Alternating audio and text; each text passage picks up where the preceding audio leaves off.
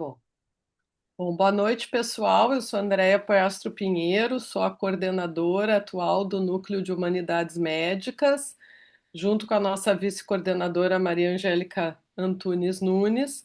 E hoje estamos aqui para a atividade do Núcleo, que se chama Psiquiatras Escritores, Vivências Clínicas e Processo Literário Criativo. Convidamos para participar dessa atividade dois queridos colegas, o Fernando Leiderman e o Marco Aurélio Crespo Albuquerque, que são colegas sócios com uma participação muito bacana na nossa associação e que hoje vão conversar conosco sobre a escrita na vida deles, na vida profissional e o papel que tem para eles e como eles criam, como eles escrevem, como é que esse processo acontece dentro da mente de cada um deles e depois nas páginas. Então a gente vai começar, pessoal. Eu vou pedir que cada colega se apresente, eu não vou apresentar vocês, vocês já se apresentam e aí já começam, e a ideia é que cada um possa falar em torno de 10 a 15 minutos sobre o processo criativo e a escrita nas suas vidas, e depois a gente vai abrir para perguntas, debate, comentários e contribuições do público que está nos assistindo, e temos aí um período de 1 hora e 15 para essa conversa. Então, por favor, o Fernando vai começar. Boa atividade para todos. Bom, boa noite a todos. Inicialmente, muito obrigado, André, pelo convite. Eu sou médico, psiquiatra pela URGS, psicoterapeuta pelo CELG, tenho uma atuação ao longo dos anos na PRS e eu publiquei dois livros, então, um é Afetos, Tormentos e Desabafos e o outro é Lampejos de Bem-Estar, ambos sobre histórias em psiquiatria e em psicoterapia. Então, quando eu vi ali o título, Psiquiatras e Escritores, né, eu, como é que eu vou dizer assim, sendo bem direto, eu não me considero escritor, eu me considero autor de dois livros. Eu sei que quem escreve um livro pode se considerar escritor, mas eu acho que escritor é um ofício um pouco mais complexo, né? Então, o que aconteceu, o meu processo, ele foi mais ou menos o seguinte. Ao longo, eu estou na psiquiatria desde 1980, já faz um tempinho, né? E eu comecei a colecionar algumas coisas que eu julgava peculiaridades dos pacientes. Eu anotava sonhos, traços de personalidade, características, histórias, coisas que para eles faziam um pouco de sentido, né? E isso se tornou uma lista de títulos. E eu fui colecionando ao longo do tempo, muito secretamente, eu não contava para ninguém isso, ninguém sabia. Só os pacientes sabiam. Eu pedi autorização deles para usar aquilo que eles me contavam como exemplo para outros pacientes. E, enfim, isso foi indo, foi indo, foi indo, até que num simpósio, eu acho que no ano 2000 a 2001, em Torres, um simpósio de psicoterapia psicodinâmica do CELG, me convidaram para participar de uma mesa lá sobre psicoterapia, evolução em psicoterapias, enfim. Eu acho que era evolução, metas em psicoterapia de orientação analítica. E era eu com mais três psicanalistas. Eu não sou psicanalista, mas a minha formação era de psicoterapia psicodinâmica. E eu fiquei refletindo o que que eu iria apresentar. Eu digo, bah, eles têm uma formação psicanalítica muito mais sólida do que eu. O que que eu vou apresentar aqui? Aí eu criei coragem e apresentei alguns títulos. Apresentei um material teórico e alguns títulos de casos. Um era o sobrevivente, era uma pessoa que tinha uma longa história de doenças mentais na família e ele basicamente se sentia culpado porque não era doente. Outro era um jovem empresário na época que sonhava com meteoros caindo e arruinando a carreira bem-sucedida dele. Uma senhora chamada Caquinhos de Neosine. Uma senhora que tomava. O que que a senhora usa de medicação? Ah, eu uso uns caquinhos de Neosine. Digo, mas como assim caquinhos? É, eu esfarelo o comprimido e tomo. E eu levei 2 anos para convencê-la a usar gotas, para eu saber a dose que ela tomava. E o único argumento que demoveu ela foi que eu disse que eu ia passar vergonha se eu apresentasse num congresso, num evento científico, esse título, esse remédio, caquinhos de Neosine. Na consulta seguinte, ela voltou. Não quero que o senhor passe vergonha. Vamos tentar as gotas. Foi um sucesso absoluto. Ela tomava 3 gotas de Neosine. Então, eu fui colecionando essas histórias. Depois, eu apresentei uma lista mais robusta de casos num congresso e eu observei que mais ou menos o público simpatizava com isso, né? E eu segui colecionando meus títulos. Fui apresentando uma que outra vez, até que eu não me lembro se foi um ano antes da pandemia, eu mostrei para um amigo meu, o doutor Ricardo Alper, um pediatra, que ficou muito meu amigo por causa do. Nós tínhamos consultório no mesmo prédio. Eu selecionei 40 títulos e mostrei para ele. E ele disse: Ah, o teu livro está pronto. E eu digo: É, só falta escrever. Ele adorou os títulos e como a gente nós almoçávamos muito seguidos juntos, ele começou a me cobrar para eu escrever. E eu mexia com ele, que não era escritor, enfim, mas eu tinha sempre o título do caso e uma sinopse. E até me lembro, tinha um dos títulos, era O Piloto de Tormentas. E ele me disse: Aí o título do teu livro é O Piloto de Tormentas. Bom, para resumir, para não me estender muito, chegou a pandemia, aquela, aquele lockdown, fica em casa, aquela coisa toda, todo mundo enlouquecido, né?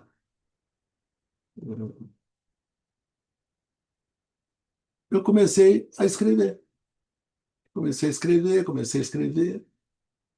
Aí teve uma casualidade que eu encontrei uma amiga minha que é professora de literatura, a Elisa Enquim, que depois se tornou minha editora pessoal. Então eu escrevia, sobretudo no segundo semestre, mostrava para ela se fazia sentido a história, e ela me deu o sinal verde para continuar, que a história fazia sentido, não era difícil de ler, enfim. E acabei terminando o livro praticamente, eu acho que em 2020, início de 2021, que chamava então Afetos, Tormentos e Desabafos. Tinha muitas histórias, eu posso ler alguns títulos para vocês, que são muito peculiares, são muito originais. O que vamos dizer assim, o que me atrai, né, é a originalidade dos pacientes. Então, espiralando, tu me bloqueaste no WhatsApp. Isso é uma moça chegou furiosa no consultório porque ela não entrava no meu WhatsApp e ela não tinha acionado um botão. Então ela achava que eu tinha bloqueado ela. Desativei a raiva, uma pessoa que anos e anos e anos acumulando raivas, tu entende? Até que depois de um bom tempo de terapia, ela entra no consultório e me diz assim: desativei a raiva, fiquei boa. Ah, mas então, caquinhos de Neosine, superego criado a Todd. Eu, depois de anos de terapia num paciente, eu digo: Ah, mas tu é muito exigente contigo, né? Diz ele: É, meu superego foi criado a Todd, o pai era militar. E spinning, a menina algariada, uma senhora que ela era muito ansiosa, muito agitada. Daí um dia lá pelas tantas eu digo: Mas a senhora fica algariada sempre assim? Sim, a minha avó já dizia: Eu sou uma menina algariada, tu é uma menina algariada. E assim vai indo. Mãe, eu tenho tudo isso aqui. Isso é o seguinte: uma paciente se queixa que a filha. Tu me diz quanto tempo eu tenho, tá, Andréia? Para não me alongar muito.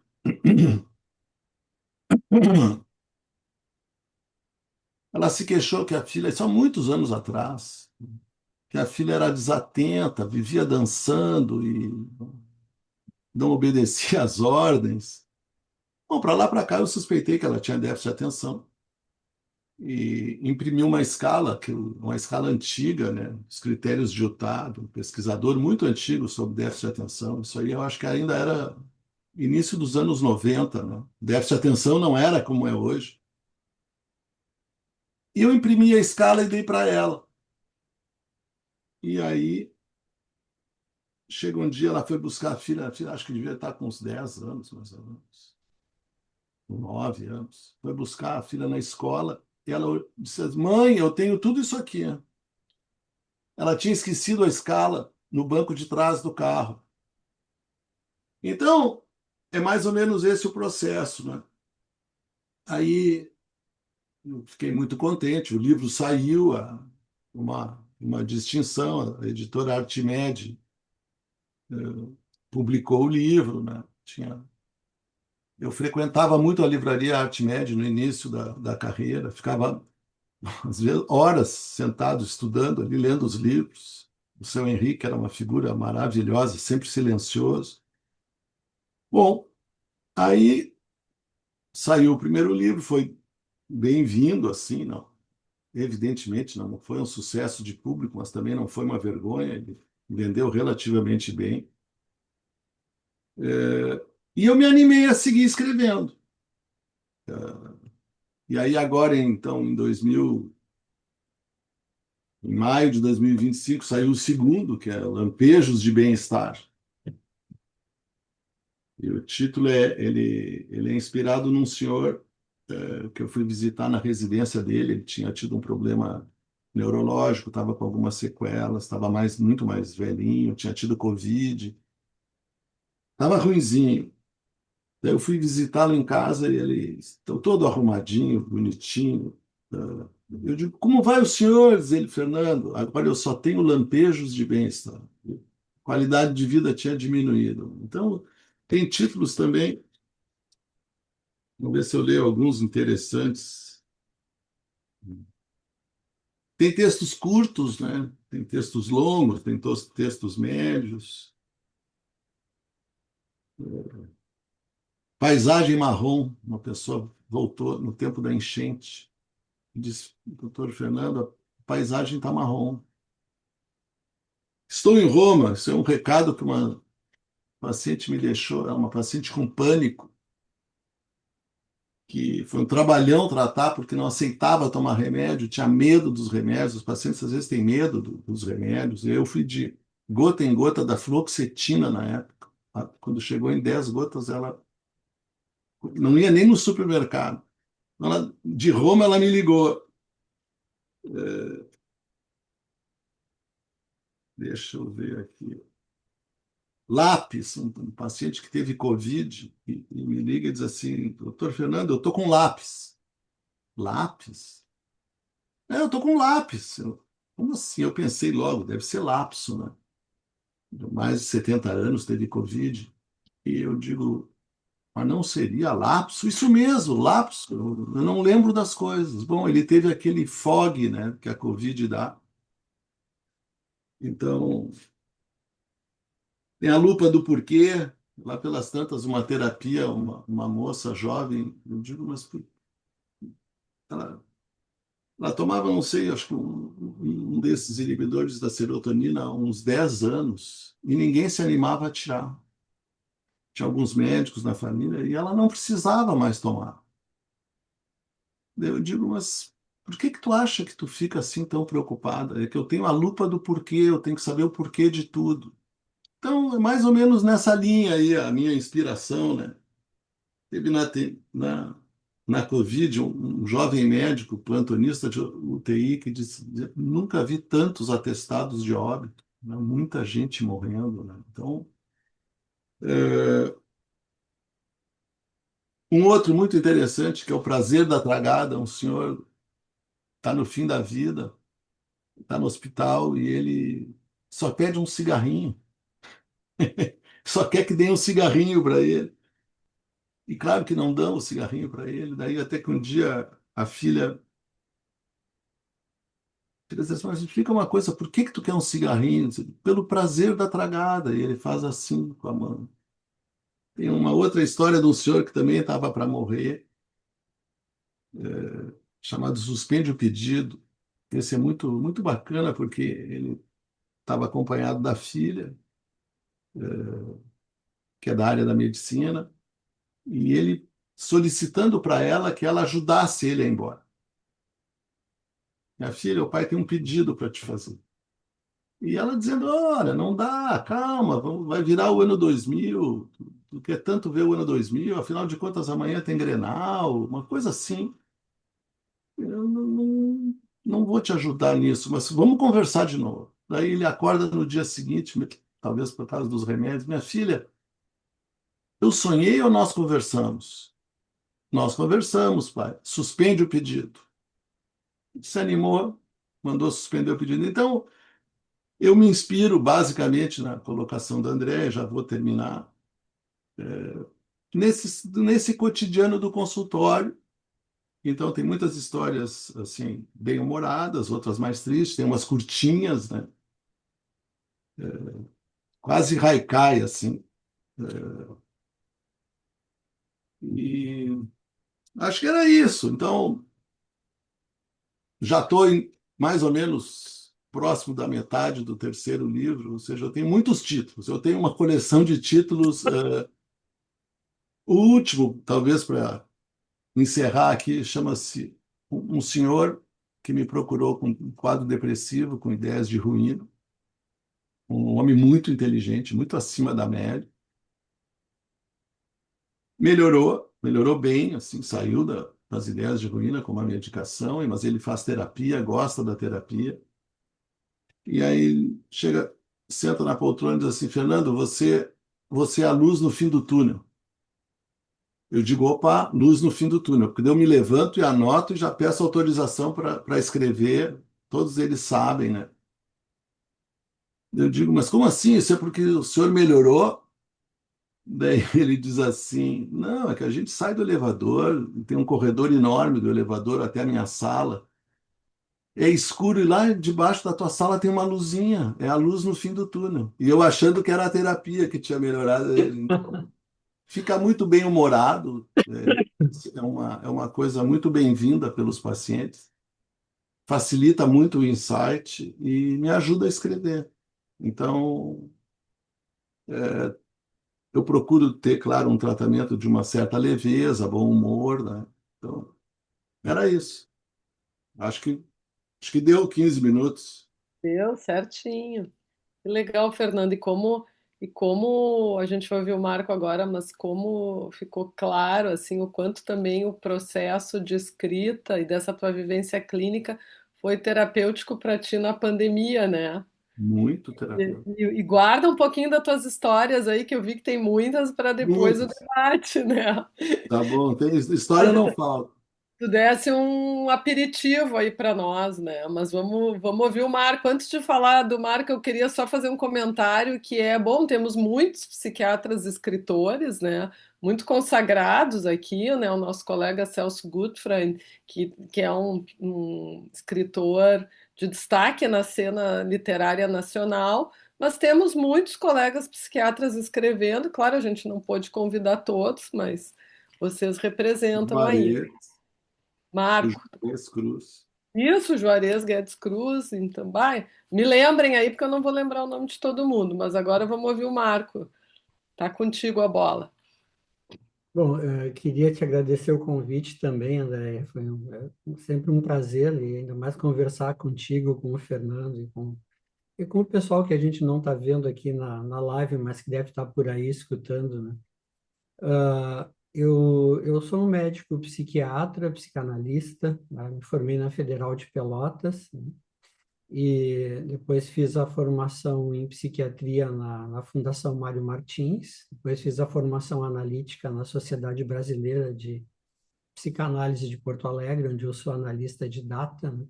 E eu tenho, digamos assim, um cargo como professor de duas residências no Conceição, uma de medicina de família. Eu fui médico de família antes de ser psiquiatra, né, por 12 anos.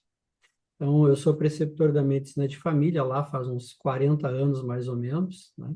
e foi o tema de um dos meus livros, que é Psicoterapia para Médicos de Família, né?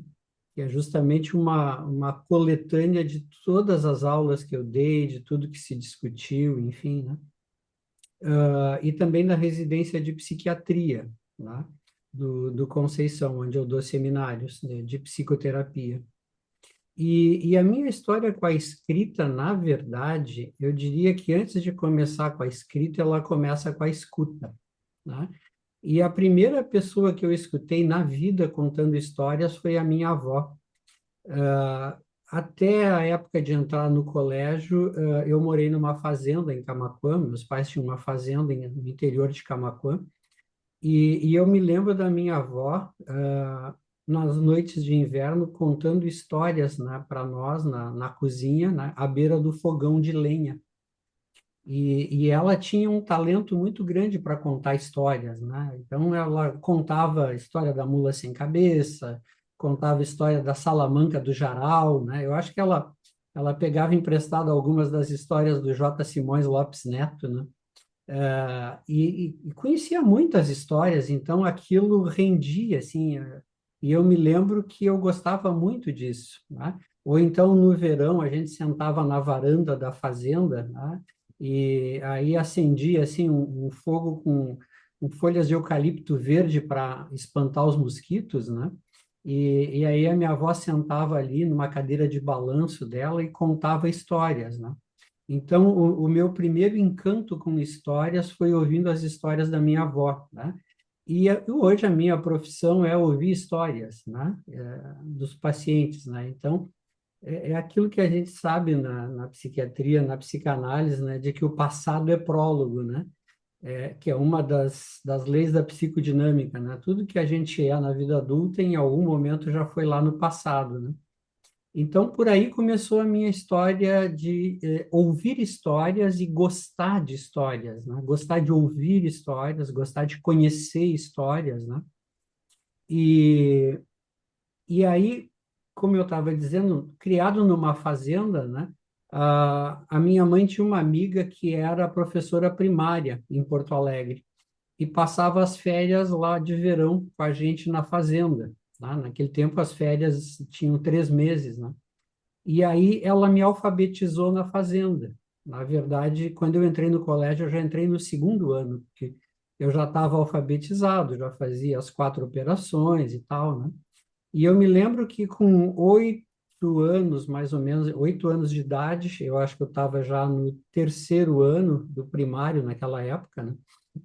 Uma tia minha me deu de presente uma enciclopédia chamada Delta Júnior, que era uma enciclopédia vermelha, tinha 12 volumes, 11 de histórias, e o 12º era o índice remissivo. Então, aos 8 anos de idade, eu li toda a Delta Júnior, todos os 11 volumes e mais o índice remissivo, porque aí eu aprendi o que que era um índice remissivo, né? E eu me lembro que com 8 anos eu li toda a enciclopédia, de ponta a ponta. E ela tinha figurinhas, né? Era uma espécie, tinha a enciclopédia Delta, que era para adultos, né? E a Delta Júnior era para crianças, né? E então tinha figurinha, os verbetes eram condensados, né? E eu lembro de algumas histórias até hoje, né? E aí eu lia tudo que me caía na mão, né? Lia gibi, o meu pai tinha aquelas revistas antigas, o Cruzeiro, Fatos e Fotos. Então ele comprava aquilo na cidade mais próxima, que era Camaquã, e eu lia tudo que me caía na mão, assim, eu me tornei um leitor inveterado, assim, né? O que me facilitou muito a vida depois, né? Para medicina, a gente tem que ler muito, né? Para estudar psiquiatria, psicanálise, mais ainda, né? Então, o fato de ter sido um leitor desde pequeno me ajudou bastante já, né? E especialmente porque aquelas histórias, né? Elas me ajudavam a imaginar. Porque ver um vídeo é diferente. Às vezes a gente vê o filme e depois lê o livro que deu origem ao filme, é completamente diferente, né? Ah, Tem um livro que é muito bom, um livro brasileiro chamado Eu Receberia as Piores Notícias dos Seus Lindos Lábios, né? que o livro é maravilhoso. E aí fizeram um filme que é horroroso, né? Mas o livro, ele ajuda a imaginar coisas, né? E aí, então, isso me ajudava a imaginar muitas coisas e a vivenciar muitas coisas, né? Eu me lembro que o meu pai tinha também uma edição do Tempo e o Vento, do Érico Veríssimo, né? E aí, ali pelos meus 14 anos, eu li todos os 3 volumes do Tempo e o Vento, né? E eu me lembro que eu ficava assim, emocionado, assustado, preocupado, né, com o destino dos personagens, né? E meio que eu me sentia assim, vivenciando aquelas histórias, né? E hoje é mais ou menos o que eu faço, é vivenciar a história dos meus pacientes, né? Entrar no mundo deles, né? E às vezes até as pessoas me perguntam assim, tá, mas tu não confunde os pacientes um com o outro, as histórias não são parecidas? Não, não, não, é impossível confundir. Cada paciente é uma história, né? Como se cada paciente fosse um livro, né? E não tem dois iguais, né? Mas então vivenciar, escutar as histórias, gostar de ouvir histórias me faz ouvir histórias até hoje, né? Mas passando da escuta para a escrita, né? Como todo adolescente assim que está descobrindo o amor pela primeira vez, as coisas românticas, eu comecei a escrever poesias na minha adolescência, né? Ali pelos acho que 17, 18 anos por aí, talvez 16, né? E aí eu escrevia poesia, eu não pensava em publicá-las, né? Um dia eu cheguei a imaginar que eu poderia juntar as poesias e publicá-las, né? Eu devo ter umas 200, 300 poesias escritas que eu nunca publiquei, né? Estão lá guardadas, né? Mas aí depois, aí entra a medicina, entra a psiquiatria e as histórias ficam mais longas. Aí eu comecei a escrever trabalhos científicos, né? O primeiro trabalho que eu escrevi tinha bastante figurinha também. Era um trabalho que eu escrevi junto com o Dr. Odon Cavalcante Monteiro, que já é falecido, foi meu professor na FUN. E o meu primeiro trabalho escrito foi em parceria com ele, né? Que era o desenho na comunicação com os psicóticos, né? Então, era como entender alguns pacientes psicóticos lá do Hospital Porto Alegre através dos desenhos, né? E foi uma experiência muito gostosa ter escrito esse trabalho com ele. E aí eu peguei gosto por escrever artigos científicos, né? Comecei a escrever sobre as histórias que eu ouvia no consultório, enfim, né? Sempre tentando olhar por um ângulo assim, bom, sobre isso aqui ninguém escreveu, pegar um ângulo que ninguém tinha visto de alguma temática, enfim, né? Mas até aí eu não tinha ido para o campo da literatura, né?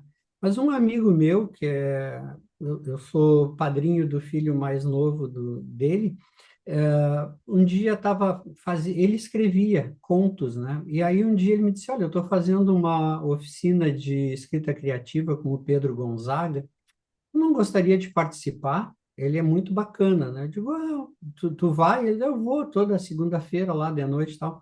Aí eu digo, então eu vou contigo. Então foi meio que na parceria de um amigo, né, de um compadre que escrevia, né? Porque nunca tinha me passado pela cabeça escrever contos, né? E aí eu me lembro que a Associação Livre me fez lembrar do seguinte, assim, esses dias eu estava vendo um vídeo no YouTube que era um desses programas, o Late Night Show, eu acho, nos Estados Unidos, e o cara estava entrevistando o Keith Richards, né, o guitarrista dos Rolling Stones, né? E aí ele levou um violão acústico, né? E aí o cara perguntou, tá, mas como é que era o solo, tal música lá, acho que era de Jumping Jack Flash, e aí ele começou a tocar no violão acústico, né? E saía muito parecido com o som da música na guitarra elétrica do disco, né? E aí o cara que estava entrevistando ele ficou espantado. Ele disse, mas como é que tu consegue fazer isso? Aí o Keith Richards, né, daquele jeito espetacular dele, disse assim, eu sei que eu consigo, eu só não sei como eu consigo, né? E eu acho que isso tem muito a ver com o processo criativo, pelo menos o meu, né? Eu sei que eu consigo escrever, eu não sei como é que eu consigo escrever as coisas que eu escrevo, né? Porque as coisas foram acontecendo espontaneamente, né? Aí eu fui lá para a oficina de escrita criativa e aí tinha que produzir, o professor dava uma temática e aí a gente tinha que criar um conto e estudava autores que escreviam contos semelhantes, enfim. E aí saiu esse meu primeiro livro aqui em 2019 que se chama Amor, Ódio e Outros Sentimentos Complicados, né? Que tem 20 e poucos contos escritos, muitos criados dentro dessa oficina de escrita, né? Outros que eu já tinha, assim, rascunho de história, só que eu não sabia como desenvolvê-las, né? E aí, na oficina de escrita criativa, eu aprendi muito. O Pedro Gonzaga, vou fazer uma propaganda dele aqui, é um excelente professor. Ele sabe tudo de literatura, né? E sabe ensinar como poucos, assim, né? Então, eu achava que eu sabia escrever. Aí, fazendo as aulas da oficina, eu descobri que eu só achava que eu sabia escrever. Eu não sabia escrever. Quer dizer, eu não sabia escrever com a técnica, né, dos escritores, né? E aí eu pude aprender um pouco com ele, assim, né? Tipo, olha, esse parágrafo aqui está ótimo, mas ele não é aqui, ele é aqui, né? Que ele começa a história, né? Então aí eu aprendi assim alguns truques da escrita, né? Que depois, inclusive quando eu fui reler trabalhos científicos que eu tinha publicado, eu pensei assim, pelo amor de Deus, como é que eu escrevi tudo isso aqui, né? Porque uma das coisas que o Pedro me disse uma vez, ele disse assim, tu é médico, tu é professor, vocês têm a tendência de explicar as coisas, e um escritor não pode explicar as coisas, tem que deixar subentendido, né? Então, aí eu descobri que eu podia escrever melhor trabalhos científicos sem ser muito prolixo, sem me estender muito, né? E, e aí agora tenho outros projetos, assim, tem mais eu estou escrevendo um livro de crônicas memorialísticas, né? E, inclusive, tem muitas dessas histórias, Fernando, que tu falasse ali, né? Tu falou da questão da pandemia, né? Na pandemia, eu aproveitei para escrever esse outro livro aqui, né? Que se chama Psicoterapia para Médicos de Família, né? E o livro começa com uma série de histórias ouvidas no consultório, né? Desde o tempo que eu era médico de família, depois como psiquiatra lá do Serviço de Saúde Comunitária do Conceição. Então eu fui também, como tu, Fernando, assim, coletando várias histórias, né, pitorescas, assim, algumas que eu usava como exemplo nas aulas para os residentes, né? E muitas eu coloquei no livro para ilustrar capítulos do ponto de vista prático, né? Já que tu contou algumas, né? Uma que eu coloquei no livro, no capítulo sobre como conversar com pacientes psicóticos, né? Foi uma história assim que eu achei sui generis, né? Me encaminharam para avaliar um paciente bipolar, né? Que tinha tentado suicídio, né? E aí depois ele teve alta, enfim, foi encaminhado. E durante a internação ele descobriu um câncer de testículos com metástase para o abdômen, né? E ele tinha internado por tentativa de suicídio. Aí, durante a internação, feita a descoberta, ele foi operado, fez esvaziamento ganglionar abdominal, fez químio, etc., e ficou aparentemente curado do câncer, né? E aí ele veio consultar comigo e ele me disse assim, doutor, o senhor veja bem, né? Eu queria me matar, eu não queria morrer, né? E aí eu pensei assim, eu digo, pá, essa frase é interessantíssima, assim, vou usar isso em algum momento, né? Mas assim, aí no final da consulta eu pensei assim, eu vou dar R$ 25 por cada frase aqui, vou dar R$ 50 para usar essas frases no futuro, né? Porque a frase de conclusão da consulta, ele disse assim num tom filosófico, né? Doutor, o senhor veja bem como é a vida, né? Se eu não tivesse tentado me matar, eu teria morrido. E aí eu achei essa frase sensacional, né? E essas histórias, assim, né, como tantas outras que tu coletasse, né, Fernando, elas são combustível para essa escrita, né? E então aí me vem a ideia de escrever crônicas e de contos. Às vezes me vem ideia para um conto, às vezes me vem uma ideia para uma crônica, né? O que eu faço é anotar todas as minhas ideias, né? Isso é uma coisa que eu aprendi com o velho doutor Davi Zimmermann, da visão, né? Era o baixinho, mas era o da visão, né?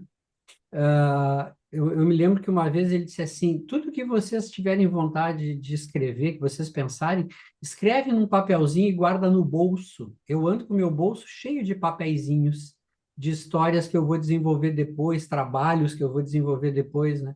E eu acho que eu sigo um pouco os conselhos do velho doutor Davi, assim, né? Agora, claro, com o celular, né? O Notes do iPhone, né, permite que a gente faça o ditado, né? Então, às vezes me vem uma ideia e eu dito a ideia, ela já sai escrita ali para mim desenvolver depois, né? Algumas eu desenvolvo em seguida, as outras eu deixo para depois, né? Então, para terminar e para resumir, né, o meu processo criativo é assim, é meio caótico, né? É como vem a ideia na cabeça. Depois, como é que ela vai sair no papel, são outros 500, né? Entre o que vem na cabeça e o que vai escrito depois, bom, aí se passa um mundo, né? Bom, mas enfim, vamos deixar agora um tempo para a gente conversar aí com o pessoal que quiser falar, né? E Muito bem, responder perguntas, enfim, né? isso, vamos abrir, mas interessante, Marco, a tua trajetória, né, que tu contou com tanta clareza. Eu fiquei me transportando àquela cozinha lá da tua avó, né, ouvindo aquelas histórias. O que que tinha naquele fogão a lenha ali, né? Fiquei me transportando. Ah, E também, vamos dizer assim, achei muito interessante saber que tu é poeta. Então, quem sabe uma hora essas 200 poesias que estão aí guardadas, elas vamos dizer assim, compartilha elas conosco. E além disso, já desse umas dicas para quem quer começar a escrever, né? Não me lembro, tem uhum. um autor que fala, né? A gente escreve com vinho e corrige com café. Tem uma. Essa coisa que tu falou de deixar a mente livre, como é no consultório, Associação Livre, poder Uhum. deixar essas ideias se derramarem nas páginas e depois toma um café e corrige, né? Mas enfim, está Exato. aberta aí a conversa. Vamos ver se alguém quer fazer perguntas, comentários, contribuições ou falar da sua experiência também, na escrita. Fernando, quer comentar alguma coisa que o Marco falou? Quer contar mais Não, alguma só dizer que história? eu sou um leitor do Marco, né? Uhum. O primeiro eu não tenho, mas o segundo eu tenho autografado. E é um ótimo Olha livro. só. É um ótimo livro. Não, É, o, eu acho que vamos ver se tem aí alguma. Eu já tinha pensado em outro momento, viu, Marco e Fernando, a gente fazer também aqui na PRS algumas oficinas de escrita criativa, enfim, para alguns uhum. colegas que queiram, né, começar a escrever ou compartilhar suas histórias, ou grupos de colegas que queiram ler uns para os outros as suas histórias e ter um retorno. Eu acho que seria uma atividade bem, bem bacana, acho que o pessoal ia ficar interessado. É, bem, muito boa ideia. Uhum. Boa ideia. Olha, eu acredito que sim, Andréia, né? Porque, inclusive, nessas oficinas lá, né, a gente lia os contos. Cada um dos alunos da oficina tinha que ler o seu conto, né? E Uhum, aí também se beneficiava da correção dos outros, né? Diz, claro. olha, essa ideia aqui tá boa, mas não tá clara. Acho que Uhum, aqui tu poderia usar uma outra expressão em vez dessa, e assim por diante, né? Então, uhum, essa história de ler histórias nossas para outras pessoas, outros colegas, é um processo, digamos assim, terapêutico para a escrita, né? Porque aí uhum, a gente tem o retorno da outra pessoa, tem o feedback, né? uhum. E vocês têm, assim, aquele leitor que é vamos dizer assim, eu não me lembro bem como é que é a expressão, mas alguém que é o primeiro para quem vocês dão o escrito de vocês para dar aquela primeira lida e dar aquele primeiro feedback. Tem isso no processo de vocês? Sim e não, né? Digamos assim, claro, tem muitas coisas que eu escrevo que a primeira pessoa que lê é a minha mulher, né? Que é psicanalista, a Marlise, né? Que é a minha primeira crítica oficial, né? Uhum, Então, aí ela gosta de algumas coisas, outras ela sugere, olha, isso aqui acho que não está legal e tal. É a primeira leitora crítica que eu tenho que agradecer, né? uhum, E agora, quanto ao meu livro esse de contos, né? Eu tive que dispensar algumas opiniões dela, né? porque os contos são muito variados e baseados em escritores, assim, os que eu gosto, os que me inspiram, assim, Edgar Allan Poe, Borges, Quiroga, Guy de Maupassant, né? E vários outros autores, assim, que me inspiram, Ernesto Sábato, né? Então, os contos... os Chekhov é um contos, grande contista, né? sim, sem falar nos russos, né? E aí teve alguns contos que quando ela leu, ela me disse assim, tu vai publicar isso aqui? Eu disse, vou, tá aprovado na oficina lá, o Pedro gostou, né? Eu usava essa desculpa, né? O Pedro gostou, né? Ela disse, tá, mas o que que as pessoas vão pensar? Eu digo, eu não sei. Eu não estou dentro da cabeça das pessoas, eu não sei o que elas vão pensar, né? Eu sei o que eu quero escrever, o que que as pessoas vão pensar sobre o que eu escrevi, eu não tenho a menor ideia e nem tenho controle sobre isso, né? Uhum. Isso é uma coisa que o Pedro me ensinou também nas oficinas. Ele disse, Marco, depois que o livro está na rua, ele não é mais teu, Isso. ele é dos leitores, né? Então, pode ser que tenha um conto que tu adore e as pessoas detestem. E pode ser um conto que tu acha assim, nossa, eu botei esse aqui só porque tinha que ser 25 contos, eu tinha 24, meti mais um 25º aqui, e aí as pessoas acharem que aquele 25º conto que tu nem gosta é o ápice do livro, né? Tipo Black Sabbath, né, que criou Paranoid, né, com 2 minutos e meio de duração, porque faltava uma música no disco, tinha 2 minutos e meio vagos na gravação do vinil, e aí eles criaram um dos clássicos do rock, né, que era para encher linguiça, era para terminar os 2 minutos e meio do disco que faltava, né? E hoje é um clássico do heavy metal, né? E então, e aí eu desencanei dessa ideia assim de tipo, eu não tenho que agradar ninguém, eu tenho que escrever o que me vem na cabeça, com liberdade, né?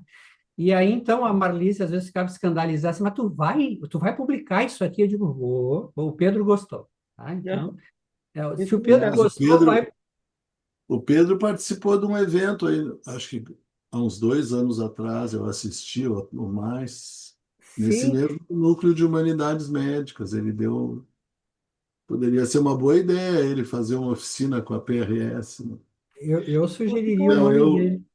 do eu, Fernando. Quem é o teu primeiro leitor, assim, primeiro leitor crítico? Tem alguém? eu tenho uma estratégia aí, que uma senhora que é professora de português que eu atendi para usar canabidiol, ela até tem um poeminha aqui.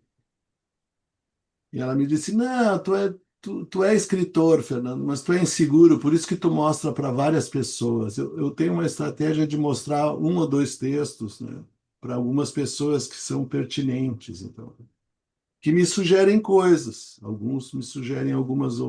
Sempre tem uma observação, alguns. Mas, na verdade, eu percebi que isso é uma estratégia de tirar a febre, assim, para ver se a escrita rola, né? Claro, depois que o livro sai, bom, aí as pessoas se identificam com alguns personagens, gostam de uns, não gostam de outros, é bem como o Pedro falou para o Marco, né? Uhum, Mas eu tenho uma historinha sobre oficina literária de uma senhora, ela está muito velhinha atualmente, mas eu estimulei muito ela a fazer uma oficina literária. E ela escreve super bem, inclusive ela publicou um livro muito ótimo das histórias dela, né? E eu tanto insisti que ela frequentou uma oficina. Eu posso ler para vocês? uhum, Chama-se Ímpeto, o título dela. Dona Rosa estava próxima dos 90 e se dizia uma observadora atenta. Visualizava no horizonte do itinerário o delicado cenário. Estava ficando mais velha. Entretanto, mesmo um pouco mais lenta, alimentava o antigo ímpeto literário. E todas as semanas, pontualmente, frequentava a oficina do Café Apolinário. Então, é que a terapia ela estimula também as pessoas a usarem os seus talentos, né? uhum, E essa oficina, eles publicam vários livros, né? Tem vários níveis de oficinas, né? Mas o que é interessante também, depois tem todo o processo da editora. A editora faz uma revisão sofisticada, impede erros, né? Sempre sai um errinho, né? Sempre sai um errinho de alguma coisa, mas não, eu não tenho um leitor específico assim. O Marco, eu tenho uma leitora mais Em crítica. casa. Sim. Nós temos André, um tem algumas perguntas ali perguntas, interessantes. pois é. O Dinarte está fazendo uma pergunta aqui. Um prazer ouvir as histórias de vocês dois. Para começar, seria melhor aprender algo da técnica da escrita ou dar vazão à imaginação sem muitos moldes? E depois, só antes de passar a palavra para vocês, um comentário da Berenice Janete, inspirador, obrigada e parabéns a ambos. Então, pessoal, é importante aprender algo da técnica da escrita ou dar vazão à imaginação sem muitos moldes? O que que vocês acham? Como é que é para cada um isso? Olha, para mim, André, funciona assim, eu dou vazão à imaginação, né? Mas Uhum, depois isso precisa encontrar uma forma, né? uhum, Isso que eu falei antes da oficina do Pedro, eu aprendi como dar a forma, né? uhum, Mas, mas a ideia em si, ela tem que ser a mais livre possível, né? É como associação livre numa sessão de terapia, né? Com o mínimo de censura possível, né? uhum, E porque é isso que libera a coisa criativa, né? E aí depois vem exatamente aquilo que tu falou, que eu não conhecia esse ditado, mas eu gostei muito, né? Escrever com vinho, corrigir com café, né? Então, para responder para o Dinarte, eu diria assim, né? Dinarte, escreve com vinho e depois corrige com café, né? E aí, bom, depois tem técnicas, enfim, que a gente pode aprender, mas a técnica tem que estar a serviço da imaginação, né? E não o contrário, né? Não sei o que que tu acha disso, Fernando, mas é como me ocorre, assim. de novo, eu, eu acho que tu é mais escritor que eu. Eu conto umas histórias, tu entende? Claro que existem técnicas, existem truques. Eu acho difícil, o que para mim é muito difícil é prender a atenção do leitor. uhum, Eu acho isso algo complexo, né? Então a história tem que ter um enredo, ela tem que ter uma flutuação e isso, claro, isso depende muito da imaginação da gente, de como colocar as histórias num fluxo, né? Que fique sei lá, minimamente agradável para o leitor, né? Que eu brinco sempre, não passe vergonha, né? Mas eu acho que é um mix, né? Acho que existem moldes, como o Marco falou, existem algumas técnicas. Por exemplo, os editores, eles não gostam de não gostam de muitos elogios, muitos advérbios, eles gostam de textos mais enxutos. Eu já avisei que eu vou me revoltar em algum momento, porque eu gosto de um adjetivo, a pessoa era notável. Outro dia, outro dia eu tive oportunidade de participar de um, enfim, de um tema lá sobre o Churchill, né? Que é um escritor maravilhoso, né? É prêmio Nobel de literatura. Foi como ele, de algum modo, se sustentou durante a vida. Ele ganhava dinheiro com a literatura. Mas ele usa bastante adjetivo, né? Mas, bom, nem todo mundo é Churchill, né? Então, claro, existem muitos moldes. Os editores, eles, de algum modo, impõem alguma coisa, né? Corrigem, né? Uhum. Ampliam. Sem imaginação, sem um pouco de invenção, eu tenho a impressão que as histórias não andam, né? Elas ficam muito, como é que eu vou dizer? Elas ficam muito áridas, ficam para bater, sem. Então, eu acho que a imaginação é fundamental, né? Uhum. Não, e essa já que o título da mesa é também as vivências clínicas, né?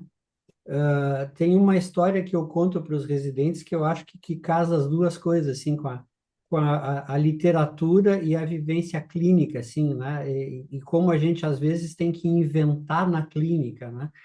Então, tem uma história que eu conto para os residentes que é a seguinte: eu fui atendendo um dos postos lá do Conceição, um paciente esquizofrênico, que tinha tentado suicídio cortando os pulsos, né, para valer, não foi uma tentativa assim, faz de conta, né? E depois ele teve alta, parou de usar a medicação, voltou a delirar, era um esquizofrênico paranoide, né? E aí ele chegou no consultório, encaminhado pelo médico de família para que eu avaliasse, né? E me disse assim, doutor, não adianta o senhor me dizer que eu sou louco, que eu sou esquizofrênico e que esses pensamentos que eu tenho, isso aí é da minha doença, né? Todos os psiquiatras já me disseram isso, mas tem uma quadrilha que leu meus pensamentos, né? Bom, ele já estava me dizendo que eu não podia dizer, olha, isso é da doença, isso é um delírio, etc e tal. E aí eu disse, mas me conta dessa quadrilha, então, né? Aí ele disse, não, é uma quadrilha, eu vou me matar por causa disso, doutor. Eu vou sair daqui e vou me matar, porque essa família, eles querem matar a minha família, minha mulher e meus filhos. Então eu vou me matar, porque aí eles vão perder o contato com a minha mente e não vão saber onde eu moro. E aí eu vou salvar a minha mulher e meus filhos. Mas para isso eu tenho que me matar, né? Na verdade, o que que ele estava falando, né? Ele tinha vontade, né, de matar a mulher e os filhos, num surto, obviamente, né? E tinha muito medo de fazer isso. Então ele projetou os desejos assassinos dele numa hipotética quadrilha que lia mentes, né? E aí ele já tinha me dito que ele não ia aceitar ouvir que aquilo era da doença, né? E que ele ia se matar depois que saísse do posto, né? E aí eu disse assim, olha, por sorte tu viesse aqui, porque eu acredito nessa quadrilha que lê mentes. Porque se tu não contar para ninguém, eu vou te contar um segredo aqui, mas tu tem que me prometer que não conta para ninguém. Ele disse, não, prometo, doutor, eu digo, eu faço parte de uma equipe que caça essas quadrilhas. Eu e mais um grupo de colegas psiquiatras, nós caçamos essas quadrilhas e nós fazemos com que as pessoas escapem dessa leitura da mente. A gente tem maneiras de evitar que a quadrilha leia a mente das pessoas, né? É mesmo, doutor? Eu digo, sim, sim, eu participo de um grupo assim, e tem, se tu não contar para ninguém, porque senão a quadrilha pode ficar sabendo, né, e aí vai encontrar um antídoto, né, tem uma maneira, né, de criar uma capa eletromagnética química em volta da tua mente que vai impedir que a quadrilha leia os teus pensamentos, que é uma combinação de cores, né? Que evita essa leitura, né? Aí ele ficou interessadíssimo, né? E até chegou mais para frente na cadeira, assim, né? E eu pensando assim, se entrar um colega aqui, eu não sei quem ele interna primeiro, o paciente ou eu, né? Mas eu aprendi com o Darcy Abuchain lá em Pelotas, né? Que a gente tem a chave para entrar na loucura e sair dela. O paciente só entra, ele não sabe como sair, né? Então eu entrei na loucura dele, né, para ver o que eu podia trazer ele de lá, né? E aí ele ficou muito interessado nessa fórmula que criaria o capacete eletromagnético que impediria a leitura dos pensamentos, né? E aí eu disse para ele que tinha uma combinação de cores, uma cápsula, um comprimidinho azul e um branco que tomados depois das 8 da noite, só poderia ser à noite, eles criariam essa capa eletromagnética, né? E aí dei haloperidol, que é azul, e biperideno, que é branco, né? Dei um antipsicótico com o antiparkinsoniano para evitar a impregnação, né? E eu disse que para ele, essa mistura da cápsula azul com a branca tomada após as 8 da noite, né, criaria essa capa eletromagnética, né? E aí ele se interessou muitíssimo pelo assunto e aceitou tomar a medicação, né? E aí, quando eu revisei ele uma semana depois, ele disse que realmente é, a quadrilha, ele tinha perdido o contato com a mente dele, que agora a mente dele estava clara e sem essa quadrilha lendo os pensamentos, né? E ele Uhum. era um mecânico, ele tinha aprendido a profissão com o pai dele, né, quando ele era adolescente, e aí ele reabriu uma oficina mecânica, voltou a trabalhar, e voltou a ser uma pessoa produtiva, não matou a família, voltou a trabalhar como mecânico, tomando haloperidol e biperideno, né? E aí eu tive que inventar essa história, né? Essa eu não botei no livro, mas É uma história que um dia eu ainda vou escrever, mas eu conto para os residentes, né? Então, eu tive que me virar num personagem e num escritor ao mesmo tempo, criar uma história, imaginar uma história para salvar a vida dele, né? Ele já tinha me dado a dica, né? Não adianta o senhor me dizer que eu sou esquizofrênico. Sim. E aí, bom, eu em nenhum momento eu falei com ele de esquizofrenia, eu falei com ele de quadrilhas, capacetes eletromagnéticos e me coloquei como membro de uma equipe de elite que caçava essas quadrilhas, né? E funcionou, né? Quer dizer, hoje eu posso dizer que eu tive a sorte que funcionou, né? Poderia ser que não tivesse funcionado, né? Mas, assim, o fato de... Eu acho que nessa hora, André, que as histórias lá da minha avó e do fogão me salvaram, assim, né? E Sim. aí eu digo assim, eu vou inventar uma história aqui, né? É. E aí Tem uma. se vocês me perguntarem de onde eu tirei essa história, eu não tenho a menor ideia, sabe? Ela veio na urgência do... A outra opção era ele se suicidar, né? Então, me surgiu essa ideia na urgência, assim, né? Então, isso também faz parte desse meu processo criativo. Eu não sei de onde ele vem. Às vezes me vem uma ideia e ela vem, né? E aí a pergunta do Dinarte, né? Deixa vir, né? Depois a gente acha um molde para ela, né? Essa, por exemplo, eu não escrevi ainda. Eu só conto para os residentes, às vezes, como um exemplo de como abordar uma psicose, né?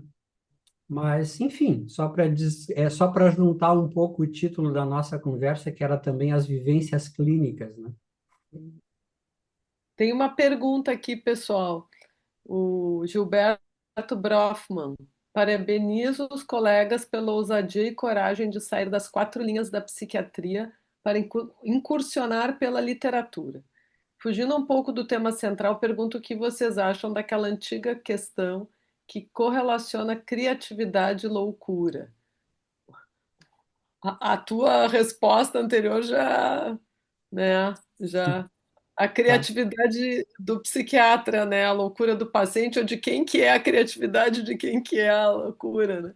Mas enfim, acho que é uma pergunta que o Gilberto está fazendo aí para nós. Não sei se o Fernando quer Posso começar responder, mas eu vou comentando. ler um curtinho aqui, que eu Tá, acho muito divertido, e vou. Obrigado pelos elogios.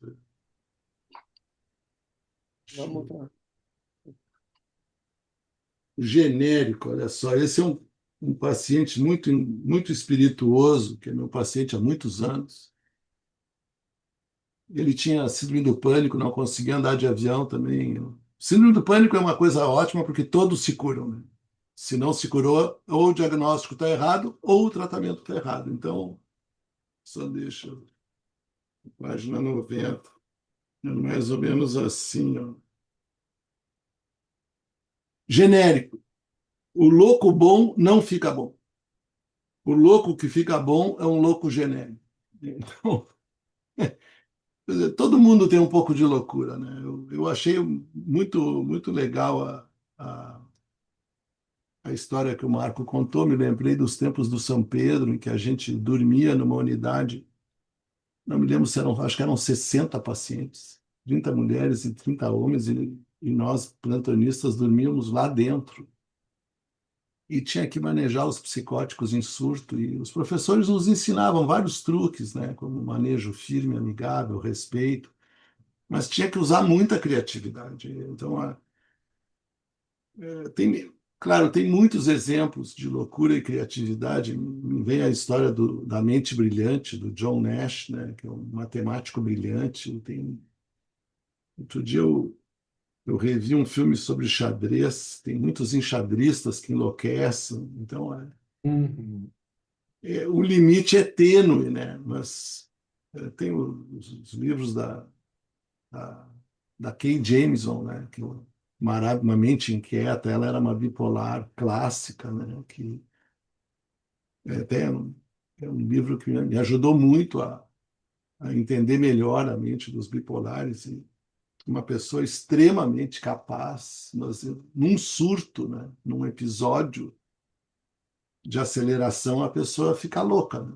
Então, esse paciente, eu adorei a ideia do capacete, porque não deixa de ser um capacete químico, né? Ali, acho que Sim. a interação, né? Aí, por isso que esses eventos, eu de novo agradeço a oportunidade, Andréia, né? presença do mar, esse tipo de evento, a gente entra numa interação que acaba por si só sendo muito inspiradora e criativa. Então, mas tem uma literatura enorme sobre criatividade e loucura. Ela vai até um certo ponto, depois a pessoa se desorganiza, né? Então, e a mente. Dizem, só para a gente, eu gostei da história das quatro linhas, que é um termo aí da política, né? Dizem que o poder é enlouquecedor, que a pessoa se embriaga no poder e fica acreditando que ela realmente tem aquele poder, e aí ela enlouquece, né? Então, isso é um tema bem interessante aí de algumas figuras poderosas da história que realmente começaram uma carreira criativamente, detêm o poder e depois derrapam, né? Então, Uhum. achei muito interessante, Gilberto. Mais uma vez, muito obrigado. E tem um pouco daquele mito, né, de que se a pessoa se tratar, vai perder a sua criatividade, né? Tem uma coisa meio assim, né, que muitos pacientes às vezes têm a resistência à medicação, ao Uhum. tratamento, com receio, e é o contrário, né? Se a pessoa se tratar, mas ela vai ficar melhor para poder dar um destino mais interessante, né, para suas capacidades e os seus recursos.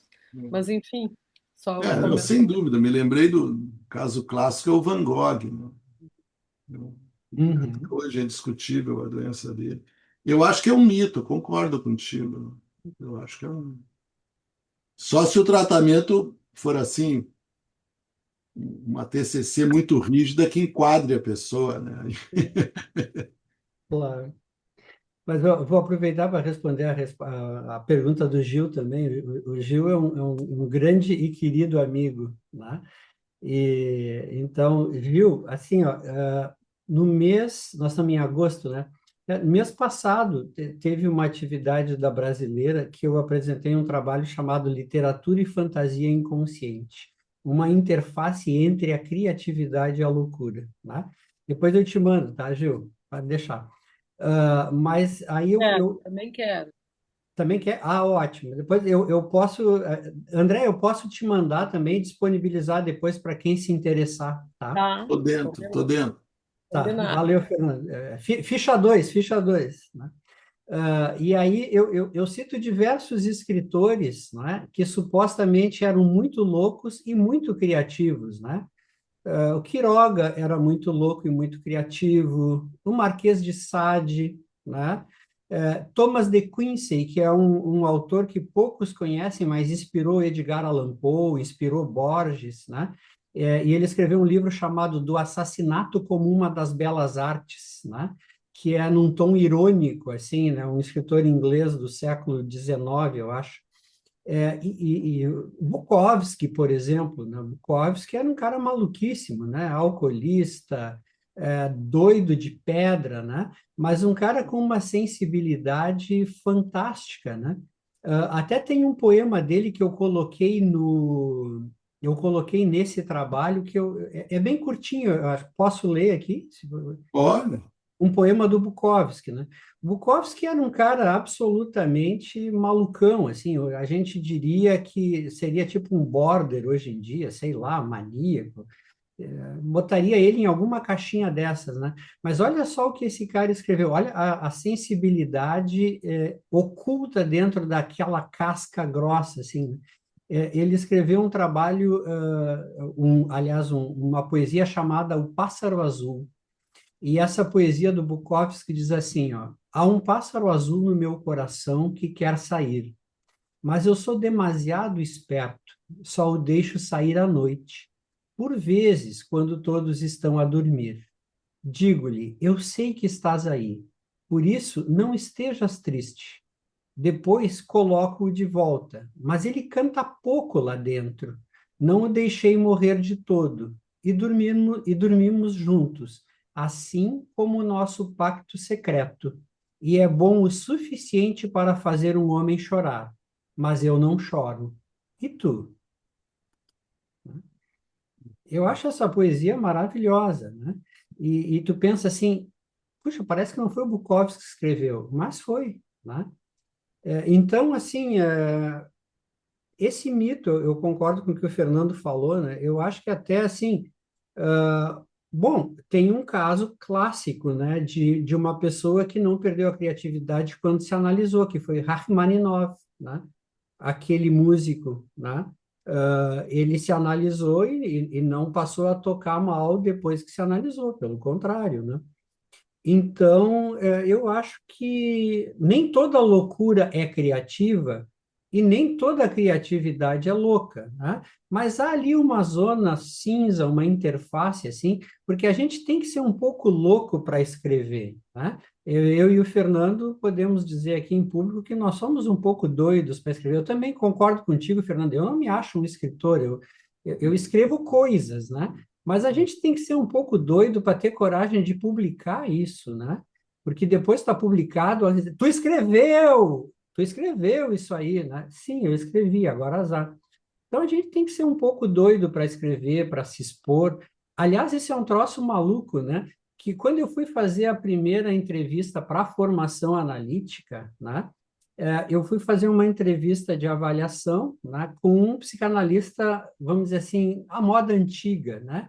E aí ele me perguntou se eu tinha alguns hobbies e tal, né? E aí eu falei que eu escrevia, né? O que que tu escreve? Na época eu escrevia poesia só, né? Eu digo, eu escrevo poesias. Aí ele me disse assim, mas tu sabe que tu não pode publicá-las com o teu nome, né? Aí eu fiquei surpreso, eu disse, não, Esse eu era não louco. sabia. Ele disse assim, não, porque um psicanalista não pode se expor dessa maneira. Se um dia tu quiseres publicar tuas poesias, usa um pseudônimo. Aí, ok, beleza. Ouvi, né? Mas obviamente que eu não levei em conta, né? Tanto que os meus livros eu assino com o meu nome, né? Mas, assim, antigamente tinha até essa coisa que o psiquiatra ou psicanalista, né, não poderia ser conhecido pelos seus pacientes, né? Imagina se um paciente meu souber o que eu penso. Imagina se ele lê o que eu escrevo, né? Que barbaridade, né?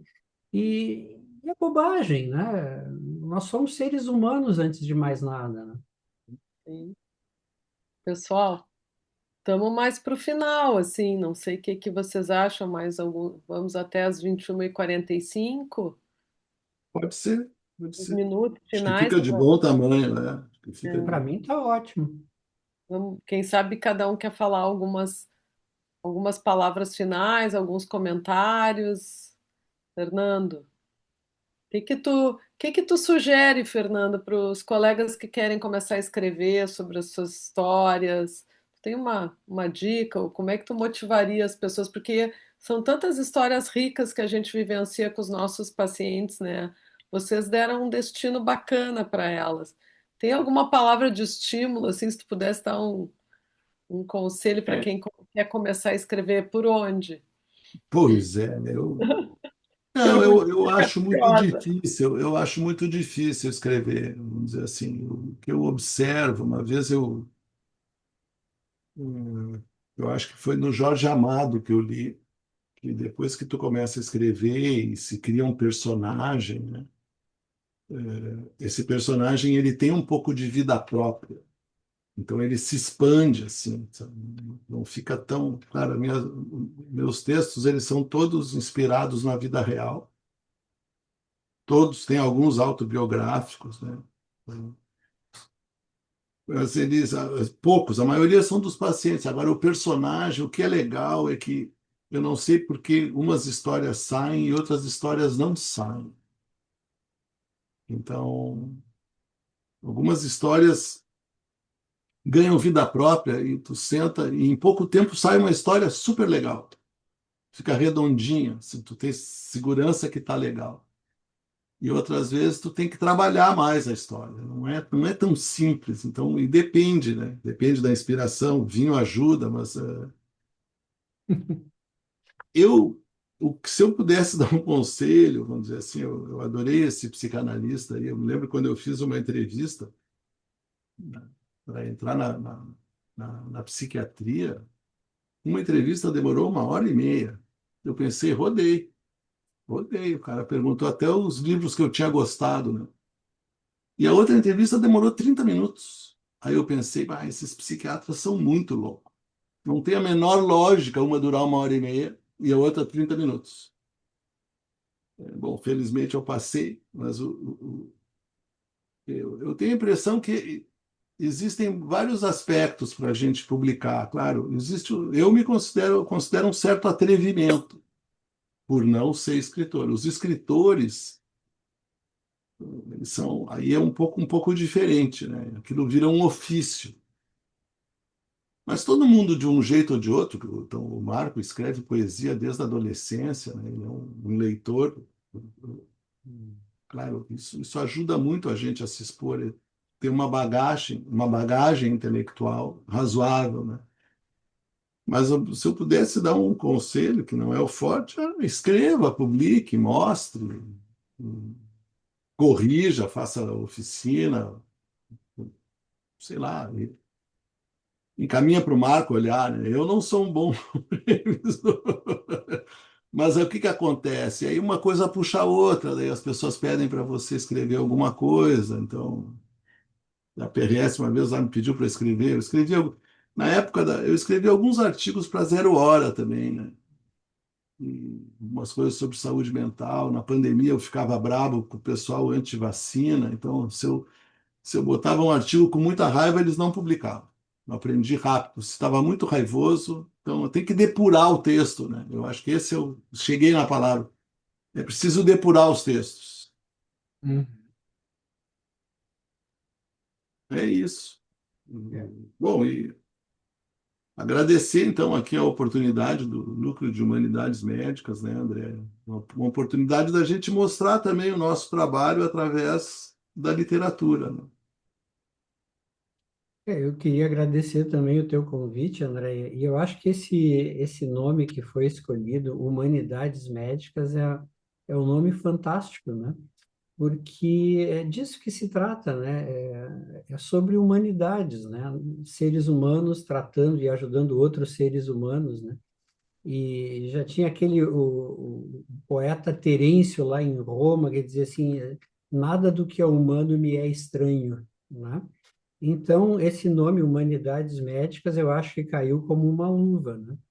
E eu não sei se eu tenho algum conselho para dar, eu diria assim, quem tiver vontade de escrever, que escreva, né? Quem tiver vontade de cantar, que cante, quem tiver vontade de tocar, que toque, né? Agora, o importante é dar vazão ao espírito humano, à criatividade, aquilo que tiver a fim de fazer, assim, e que puder contribuir, assim, tanto para a pessoa se gostar, fazer com que os outros gostem, né, das suas produções, enfim, né? Eu acho que a gente tem que ter, o Fernando falou coragem, né? Essa ousadia, coragem, né? Eu acho que é preciso uma certa dose, sim, para viver, né? É preciso Prevenir. coragem, né? Não é nem para escrever, é para viver precisa coragem, né? E escrever faz parte da vida, né? Então, toca a ficha, né? Não precisa muita coisa, né? Um lápis e uma caneta e um bloco e estamos escrevendo, né? É fácil, né? E o resto deixa vir, né? Aí. Pessoal, obrigada pela colaboração. Foi uma Ah, noite. só um adendo. Eu já mandei o texto aquele da Tá, criatividade de loucura ali no WhatsApp. Aí quem quiser pode pedir para ti, André. Tu pode mandar assim para quem tá quiser. joia. Isso aí, obrigada, Marco. Então, em nome da PRS, do Núcleo de Humanidades Médicas, quero muito agradecer a presença do Marco Aurélio Albuquerque, do Fernando Leiderman, para nos contar um pouco da experiência deles como escritores, né? A gente espera que isso estimule os colegas a escrever, a pensar nas suas histórias clínicas, a dar vazão à sua imaginação.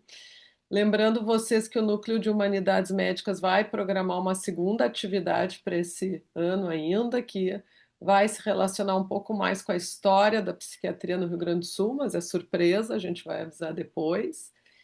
E também, pessoal, lembrando que temos o Congresso Gaúcho de Psiquiatria de 4 a 6 de setembro, né, no Centro de Eventos Barra Shopping Sul, com uma programação científica muito rica.